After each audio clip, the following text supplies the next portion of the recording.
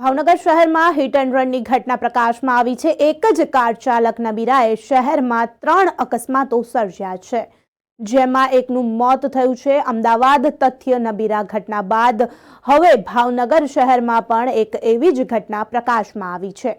એક અજાણ્યા કાર ચાલક દ્વારા શહેરમાં 3 જુદી જુદી જગ્યાઓ પર અકસ્માત સર્જ્યો હતો, જેમાં એક વૃદ્ધનું મોત નીપજ્યું હતું। મળતી વિગતો અનુસાર ભાવનગર શહેરના વિસ્તારમાંથી માતંગી માતાની રેલી જે જઈ રહી હતી, તે જ સમયે રેલીમાં રહેલા શૈલેષભાઈ ચંદુભાઈ પંચોલી રહેલજ દર્શન ફ્લેટ વાઘાવાડી રેલીમાં પસાર થઈ રહ્યા હતા। તે દરમિયાન એક અજાણ્યા કાર ચાલકે આ વિજયપુર પાટ ઝડપે કાર ચલાવી અકસ્માત સર્જ્યો હતો, જેમાં વૃદ્ધનું સારવાર દરમિયાન મોત નીપજ્યું હતું।